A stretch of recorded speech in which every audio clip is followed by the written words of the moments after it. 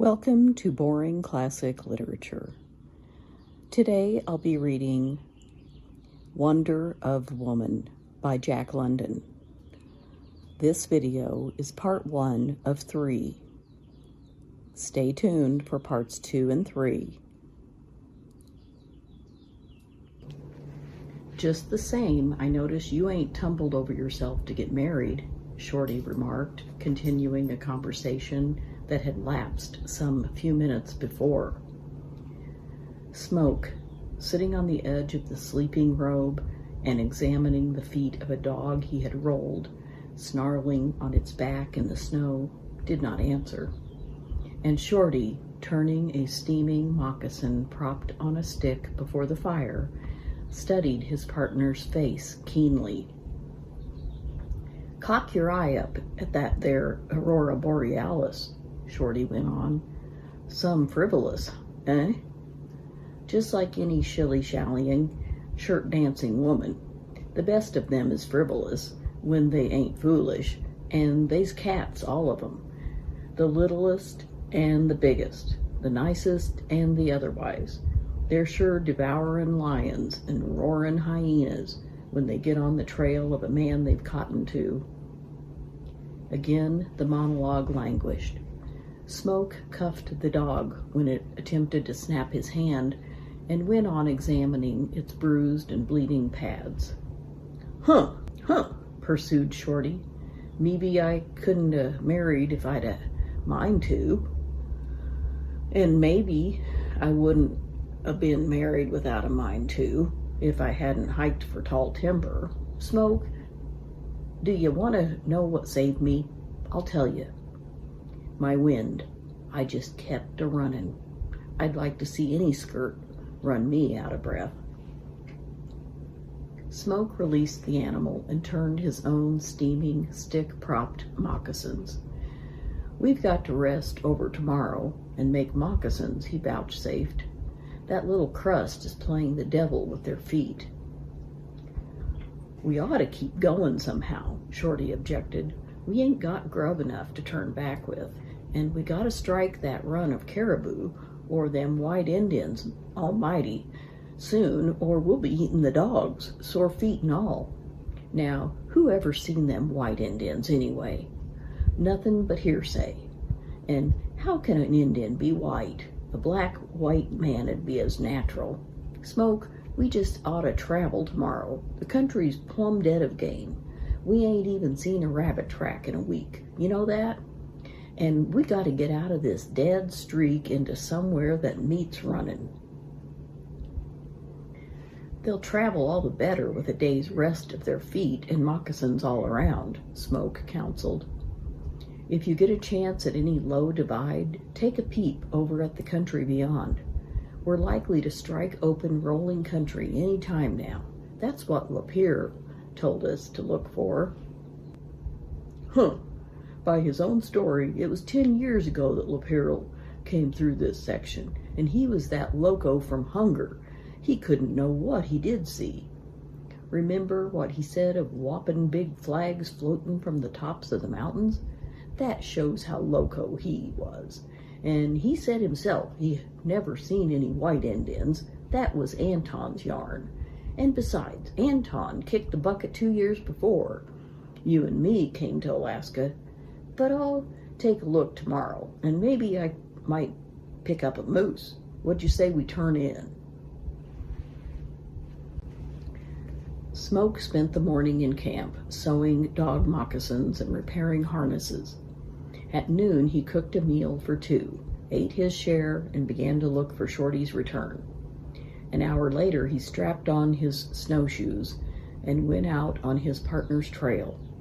The way led up the bed of the stream, through a narrow gorge that widened suddenly into a moose pasture. But no moose had been there since the first snow of the preceding fall. The tracks of Shorty's snowshoes crossed the pasture and went up the easy slope of a low divide. At the crest, Smoke halted. The tracks continued down the other slope. The first spruce trees in the creek bed were a mile away, and it was evident that Shorty had passed through them and gone on. Smoke looked at his watch, remembered the oncoming darkness, the dogs, and the camp, and reluctantly decided against going farther. But before he retraced his steps, he paused for a long look. All the eastern skyline was sawtoothed by the snowy backbone of the Rockies. The whole mountain system, range upon range, seemed to trend to the northwest, cutting athwart the course to the open country reported by Laperle. The effect was as if the mountains conspired to thrust back the traveler toward the west and the Yukon. Smoke wondered how many men in the past, approaching as he had approached, had been turned aside by that forbidding aspect. Laperle had not been turned aside, but then Laperle had crossed over from the eastern slope of the Rockies. Until midnight, Smoke maintained a huge fire for the guidance of Shorty, and in the morning, waiting with camp broken and dogs harnessed for the first break of light, Smoke took up the pursuit. In the narrow paths of the canyon, his lead dog pricked up its ears and whined. Then Smoke came upon the Indians, 6 of them, coming toward him. They were traveling light, without dogs, and on each man's back was the smallest of pack outfits. Surrounding Smoke, they immediately gave him several matters for surprise. That they were looking for him was clear. That they talked no Indian tongue, of which he knew a word, was also quickly made clear. They were not white Indians, though they were taller and heavier than the Indians of the Yukon Basin. 5 of them carried the old-fashioned, long-barreled Hudson Bay Company musket, and in the hands of the 6th was a Winchester rifle, which Smoke knew to be Shorty's. Nor did they waste time in making him a prisoner. Unarmed himself, Smoke could only submit. The contents of the sled were distributed among their own packs, and he was given a pack composed of his and Shorty's sleeping furs. The dogs were unharnessed, and when Smoke protested, one of the Indians by signs indicated a trail too rough for sled travel. Smoke bowed to the inevitable, cached the sled end on in the snow and on the bank above the stream, and trudged on with his captors. Over the divide to the north they went, down to the spruce trees which Smoke had glimpsed the preceding afternoon. They followed the stream for a dozen miles, abandoning it when it trended to the west and heading directly eastward up a narrow tributary. The first night was spent in a camp which had been occupied for several days. Here was cached a quantity of dried salmon and a sort of pemmican, which the Indians added to their packs. From this camp, a trail of many snowshoes led off. Shorty's captors was Smoke's conclusion, and before darkness fell, he succeeded in making out the tracks Shorty's narrower snowshoes had left. On questioning the Indians by signs, they nodded affirmation and pointed to the north. Always, in the days that followed, they pointed north, and always the trail, turning and twisting through a jumble of upstanding peaks, trended north. Everywhere in this bleak snow solitude, the way seemed barred, yet ever the trail curved and coiled, finding low divides and avoiding the higher and untraversable chains. The snowfall was deeper than in the lower valleys, and every step of the way was snowshoe work. Furthermore, Smoke's captors, all young men, traveled light and fast, and he could not forbear the prick of pride in the knowledge that he easily kept up with them. They were travel-hardened and trained to snowshoes from infancy, yet Such was his condition that the traverse bore no more of ordinary hardship to him than to them. In 6 days they gained and crossed the central pass, low in comparison with the mountains it threaded, yet formidable in itself, and not possible for loaded sleds. 5 days more of tortuous winding from lower altitude to lower altitude brought them to the open, rolling, and merely hilly country Laperle had found 10 years before. Smoke knew it with the first glimpse. On a sharp, cold day, the thermometer 40 below zero. The atmosphere so clear that he could see 100 miles. Far as he could see, rolled the open country. High in the east, the Rockies still thrust their snowy ramparts heavenward. To the south and west extended the broken ranges of the projecting spur system they had crossed. And in this vast pocket lay the country Laperle had traversed, snow-blanketed, but assuredly fat with game at some time in the year, and in the summer a smiling, forested, and flowered land. Before midday, traveling down a broad stream, past snow-buried willows and naked aspens, and across heavily timbered flats of spruce, they came upon the site of a large camp, recently abandoned. Glancing as he went by, Smoke estimated 400 or 500 fires and guessed the population to be in the thousands. So fresh was the trail and so well packed by the multitude that Smoke and his captors took off their snowshoes and, in their moccasins, struck a swifter pace. Signs of game appeared and grew plentiful, tracks of wolves and lynxes that without meat could not be. Once, one of the Indians cried out with satisfaction and pointed to a large area of open snow, littered with fang-polished skulls of caribou, trampled and disrupted, as if an army had fought upon it, and Smoke knew that a big killing had been made by the hunters since the last snow flurry. In the long twilight, no sign was manifested of making camp. They held steadily on through a deepening gloom that vanished under a sky of light. Great glittering stars half veiled by a greenish vapor of pulsing aurora borealis. His dogs first caught the noises of the camp, pricking their ears and whining in low eagerness. Then it came to the ears of the humans, a murmur, dim with distance, but not invested with the soothing grace that is common to distant murmurs. Instead, it was in a high, wild key, a beat of shrill sound broken by shriller sounds, the long wolf howling of many wolf dogs, a screaming of unrest and pain, mournful with hopelessness and rebellion.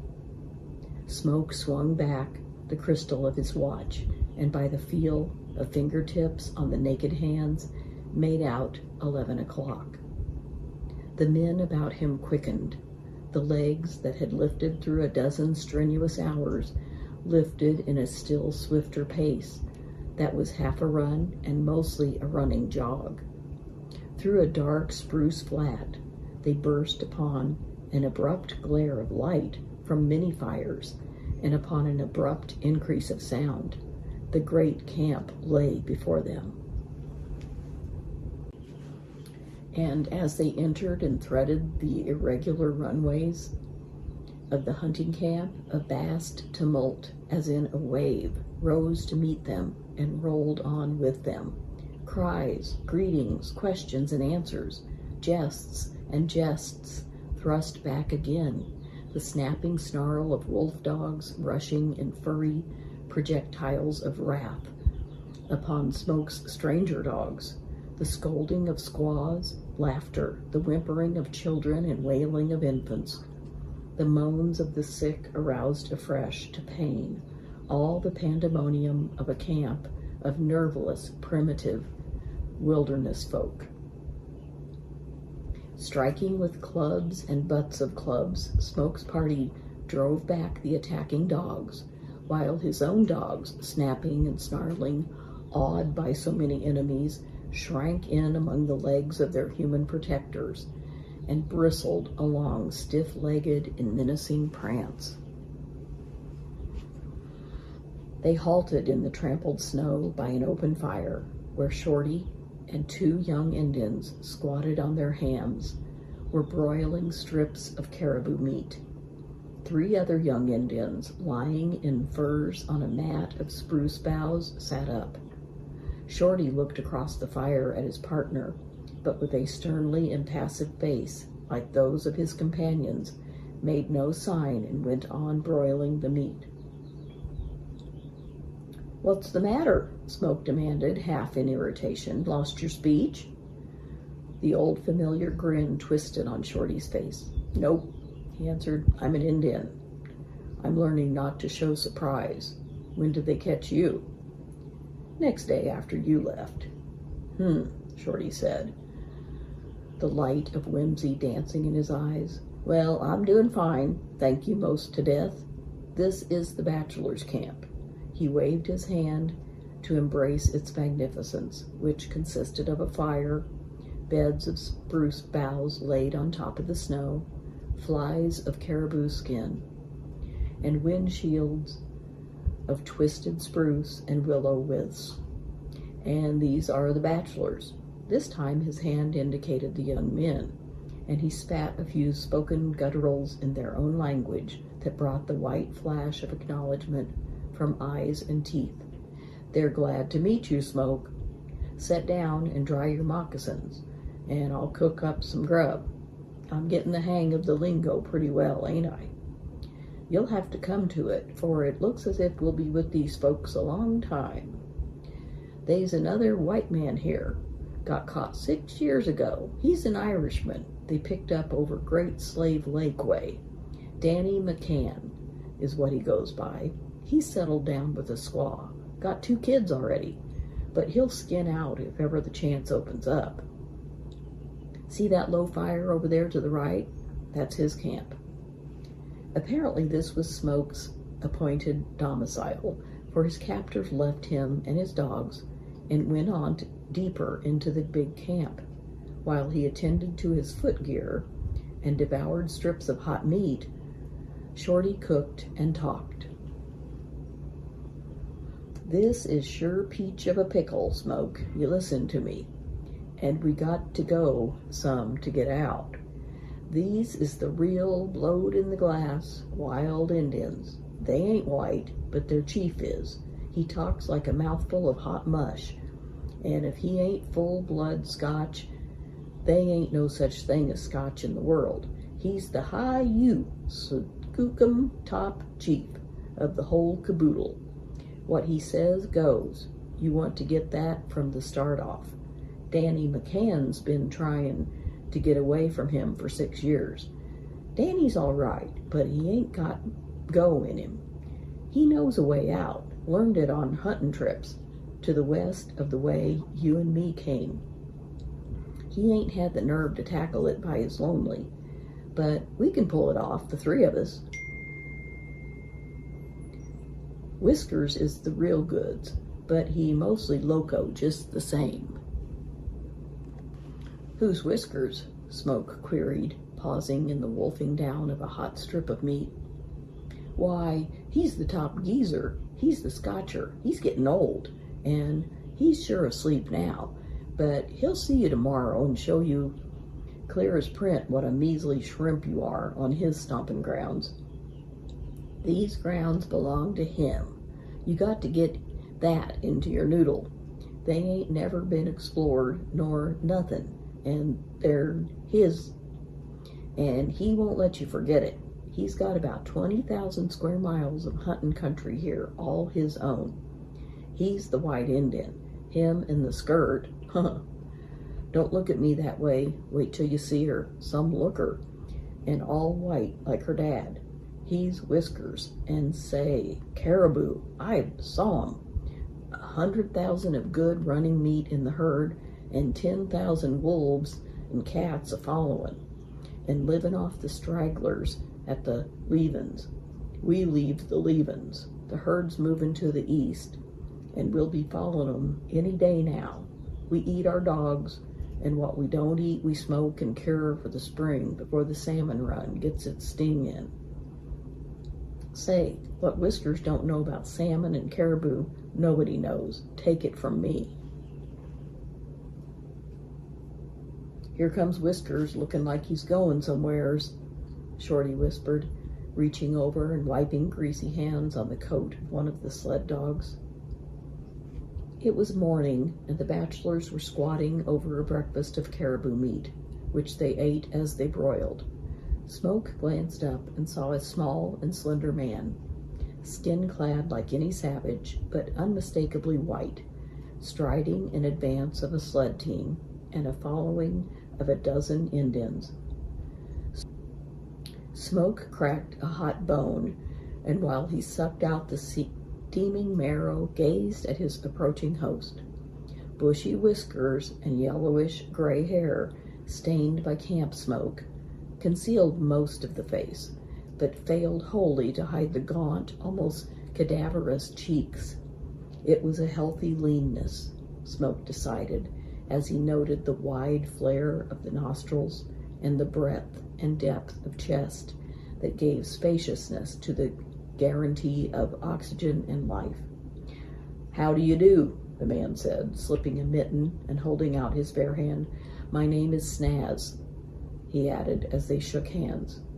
"Mine's Baloo," Smoke returned, feeling peculiarly disconcerted as he gazed into the keen, searching black eyes. "Getting plenty to eat, I see." Smoke nodded and resumed his marrowbone, the purr of Scottish speech strangely pleasant in his ears.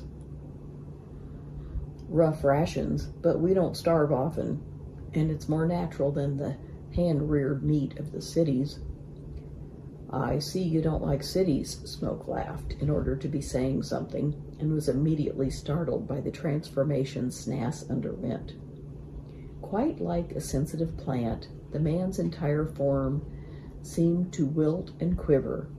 Then the recoil, tense and savage, concentrated in the eyes, in which appeared a hatred that screamed of immeasurable pain. He turned abruptly away and, collecting himself, remarked casually over his shoulder, "I'll see you later, Mr. Baloo. The caribou are moving east, and I'm going ahead to pick out a location. You'll all come tomorrow." "Some whiskers, that, eh?" Shorty muttered as Snass pulled up at the head of his outfit. Again, Shorty wiped his hands on the wolf dog, which seemed to like it as it licked off the delectable grease.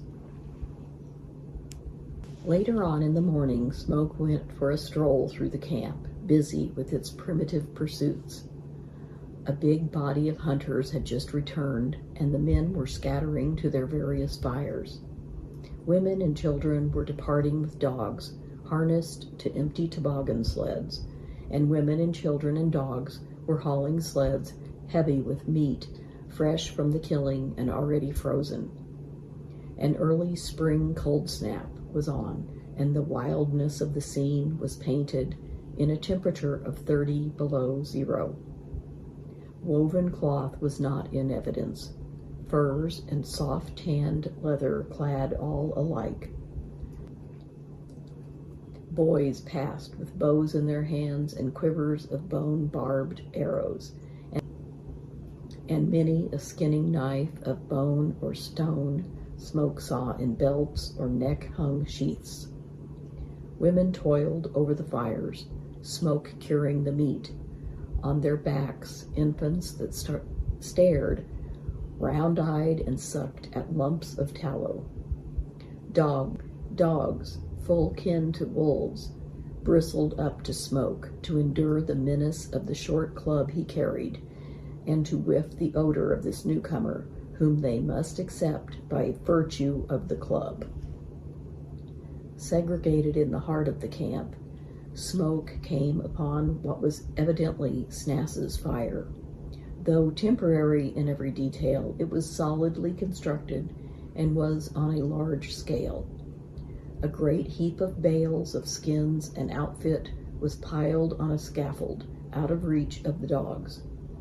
A large canvas fly, almost half tent, sheltered the sleeping and living quarters.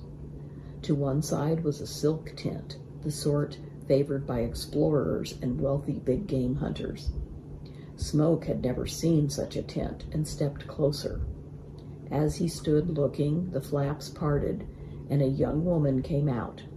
So quickly did she move, so abruptly did she appear, that the effect on Smoke was as that of an apparition.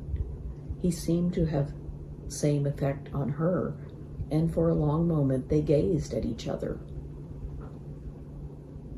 She was dressed entirely in skins, but such skins and such magnificently beautiful fur work Smoke had never dreamed of. Her parka, the hood thrown back, was of some strange fur of palest silver. The mukluks, with walrus hide soles, were composed of the silver-padded feet of many lynxes. The long, gauntleted mittens, the tassels at the knees, all the varied furs of the costume were pale silver that shimmered in the frosty light.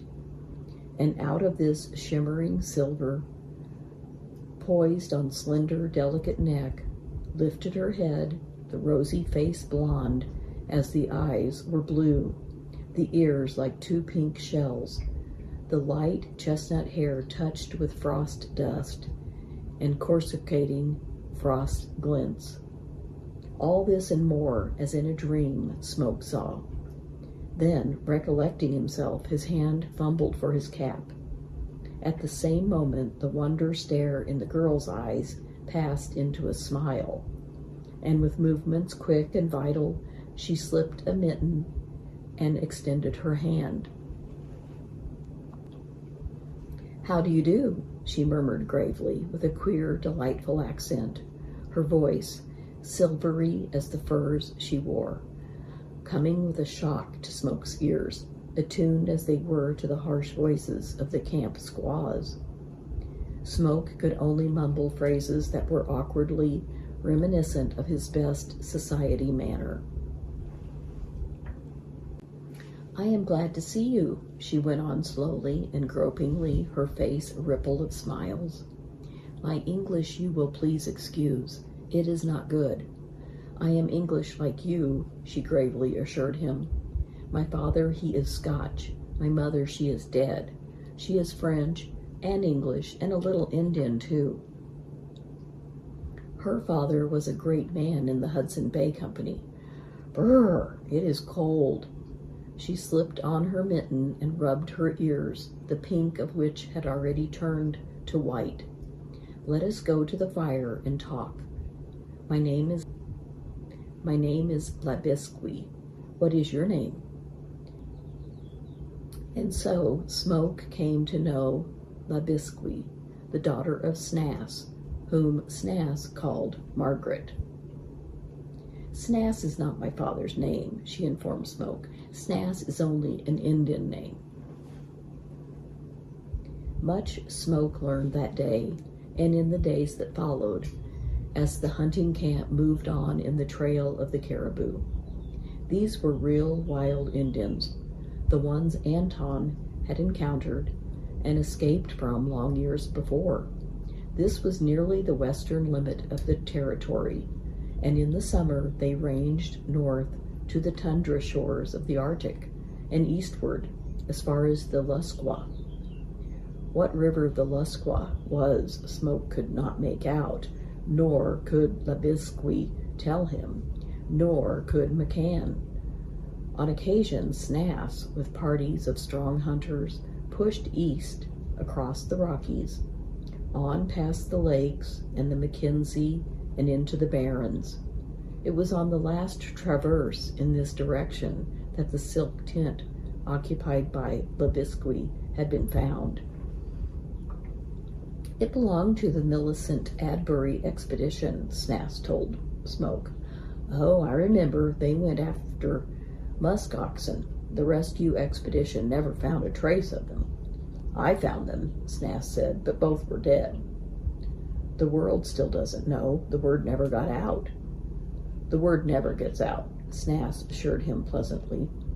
You mean if they had been alive when you found them? Snass nodded. They would have lived on with me and my people. Atone got out, Smoke challenged. I do not remember the name. How long ago?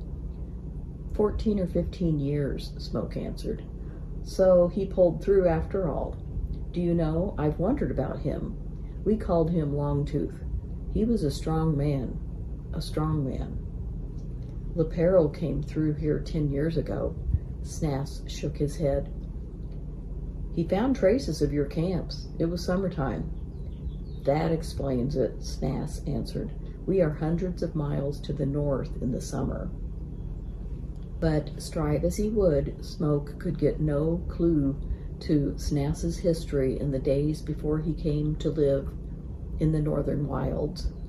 Educated he was, yet in all the intervening years he had read no books, no newspapers. What had happened in the world he knew not, nor did he show desire to know. He had heard of the miners on the Yukon and of the Klondike strike. Gold miners had never invaded his territory, for which he was glad. But the outside world to him did not exist. He tolerated no mention of it. Nor could Labiskwee help Smoke with earlier information. She had been born on the hunting grounds. Her mother had lived for 6 years after.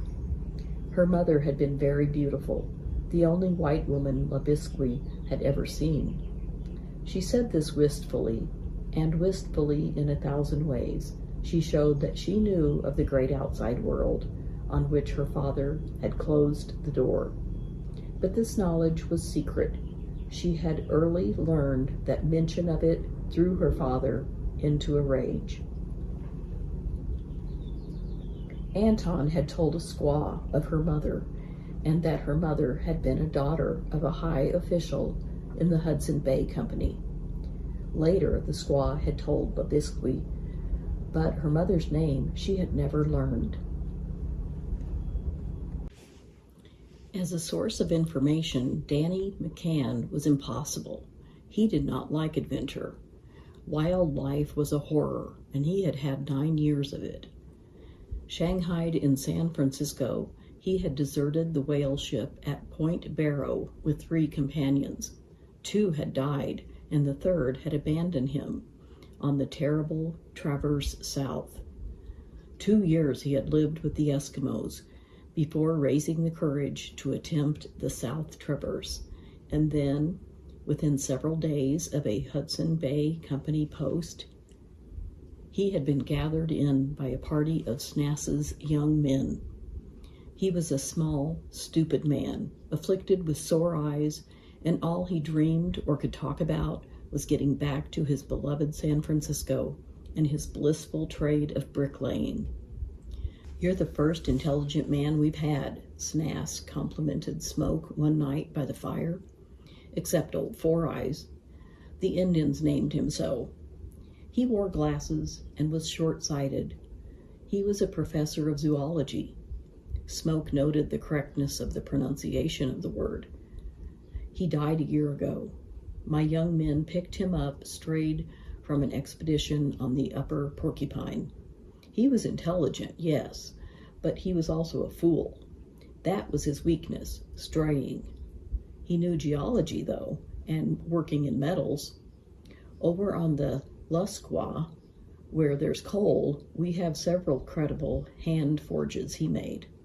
He repaired our guns and taught the young men how. He died last year, and we really missed him. Strayed, that's how it happened. Froze to death within a mile of camp.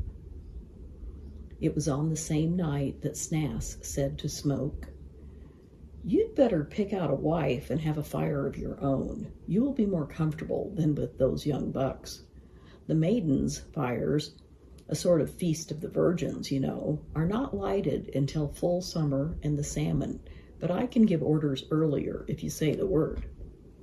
Smoke laughed and shook his head. Remember, Snass concluded quietly, Atone is the only one that ever got away. He was lucky, unusually lucky. Her father had a will of iron, Labiskwee told Smoke. Four Eyes used to call him the frozen pirate, whatever that means, the tyrant of the frost, the cave bear, the beast primitive, the king of the caribou, the bearded pard, and lots of such things. Four Eyes loved words like these. He taught me most of my English. He was always making fun. You could never tell. He called me his cheetah chum after times when I was angry. What is cheetah? He always teased me with it. She chattered on with all the eager naivete of a child, which Smoke found hard to reconcile with the full womanhood of her form and face. Yes, her father was very firm. Everybody feared him. He was terrible when angry. There were the porcupines.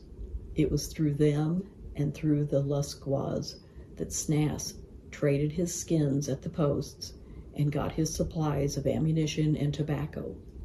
He was always fair, but the chief of the porcupines began to cheat, and after Snass had warned him twice, he burned his log village, and over a dozen of the porcupines were killed in the fight.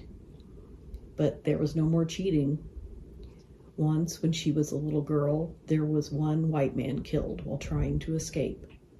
No, her father did not do it, but he gave the order to the young men. No Indian ever disobeyed her father. And the more Smoke learned from her, the more the mystery of Snass deepened. And tell me if it is true, the girl was saying, that there was a man and a woman whose names were Paolo and Francesca, and who greatly loved each other? Smoke nodded. Four Eyes told me all about it, she beamed happily. And so he did not make it up after all. You see, I was not sure. I asked Father, but oh, he was angry. The Indians told me he gave poor old Four Eyes an awful talking to. Then there were Tristan and Iseult, two Iseults. It was very sad, but I should like to love that way. Do all the young men and women in the world do that? They do not here. They just get married. They do not seem to have time. I am English, and I will never marry an Indian. Would you? That is why I have not lighted my maiden's fire. Some of the young men are bothering Father to make me do it. Libash is one of them. He's a great hunter, and Makuk comes around singing songs. He is funny. Tonight, if you come by my tent after dark, you will hear him singing out in the cold. But Father says I can do as I please, and so I shall not light my fire. You see, when a girl makes up her mind to get married, that is the way she lets young men know. Four Eyes always said it was a fine custom, but I noticed he never took a wife. Maybe he was too old. He did not have much hair, but I do not think he was really very old. And how do you know when you are in love? Like Paolo and Francesca, I mean. Smoke was disconcerted by the clear gaze of her blue eyes. Why, they say, he stammered, those who are in love say it, that love is dearer than life. When one finds out that he or she likes somebody better than everybody else in the world, why, then they know they are in love. That's the way it goes. But it's awfully hard to explain. You just know it, that's all. She looked out. She looked off across the camp smoke, sighed, and resumed work on the fur mitten she was sewing. Well, she answered with finality, I shall never get married anyway. Once we hit out, we'll sure have some tail running, Shorty said dismally. The place is a big trap, Smoke agreed. From the crest of a bald knob, they gazed out over Snass's snowy domain. East, west, and south, they were hemmed in by the high peaks and jumbled ranges. Northward, The rolling country seemed interminable, yet they knew, even in that direction, that half a dozen transverse chains blocked the way. At this time of year, I could give you 3 days start, Snass told Smoke that evening. You can't hide your trail, you see. Atone got away when the snow was gone. My young men can travel as fast as the best white man, and besides, you would be breaking trail for them. And when the snow is off the ground, I'll see to it that you don't get the chance Atone had. It's a good life, and soon the world fades. I have never quite gotten over the surprise of finding how easy it is to get along without the world. What's eating me is Danny McCann, Shorty confided to Smoke. He's a weak brother on any trail, but he swears he knows the way out to the westward, and we got to put up with him, Smoke, or you sure get yours. We're all in the same boat, Smoke answered. Not on your life. It's a comin' to you straight down the pike. What is? You ain't heard the news? Smoke shook his head. The bachelors told me. They just got the word. Tonight it comes off, though it's months ahead of the calendar. Smoke shrugged his shoulders.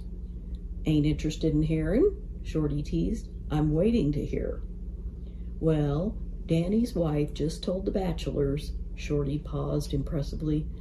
And the bachelors told me, of course, that the maiden's fires is due to be lighted tonight. That's all. Now, how do you like it?